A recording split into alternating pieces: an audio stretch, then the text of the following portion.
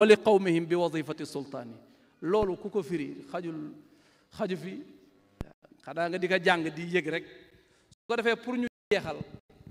ndax ñu mos dara ci xadara bi waaye di am lu ma metti lool dafa am ndax man dama ciy def ay munaqashaat ak ay wahabiyun yuy wax ne gis yonent bi yaqazatan mënu la nekk di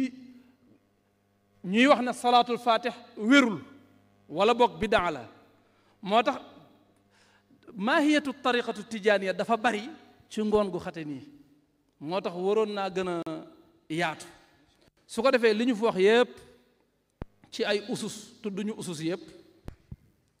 waaye waxoon nañ sax axzul wirdi lu tax ñuy jël wird waaw axzul wirdi waaw jël wird ndax lan ndax dañ naan bu dee astaghfirullah rek kay jërul jël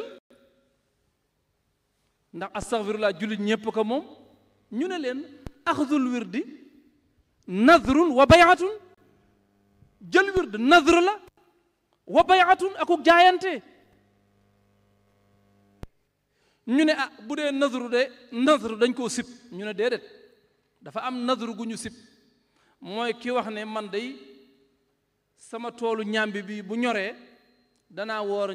ñetti fa gërëma ko sama boroom nadru boobu dañ koo aj ci njariñu àdduna dañ koo sib loolu la ñu tudde an nadrul muallaq mais an nadrul mutlaq mooy nadru boo xam ne ajoo ko ci sama lenn li bu melee nenn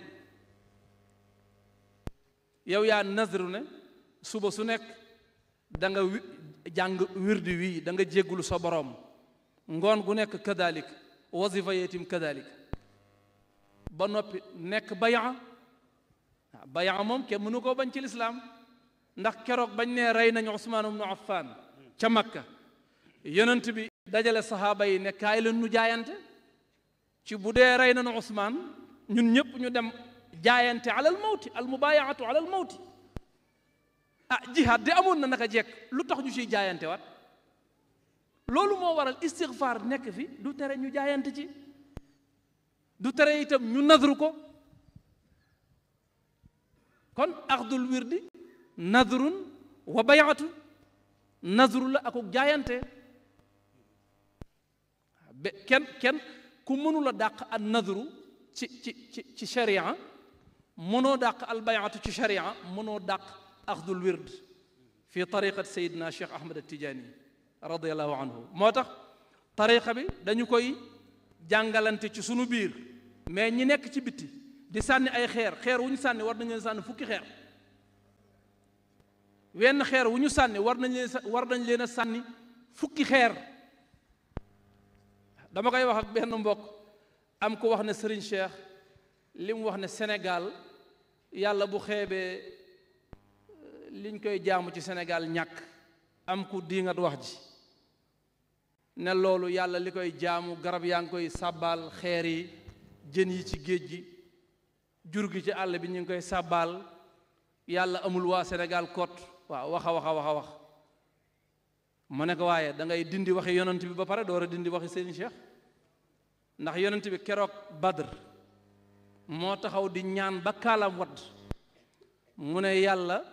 mbooloo mii ànd ak man te 313 lañ boo bàyyee ba ñu faagaagal leen fii dootuloo am ku la jaamu ci kaw suuf te booba Usmaan ibn Affaan ñëwul ma nga woon Madina léegi waxi Serigne Cheikh ji fi mu làqu balaa ko kenn dajji da ngay dajji waxi yonent bi te waxi yonent bi ku ko bëgg a dajji ko kenn mënu koo dajji mooy li Serigne Cheikh naan yàlla bu waxee yàlla yey na la yàlla kenn mënu koo yey su ko defee kon ci tëj bi ñu tënk ko rek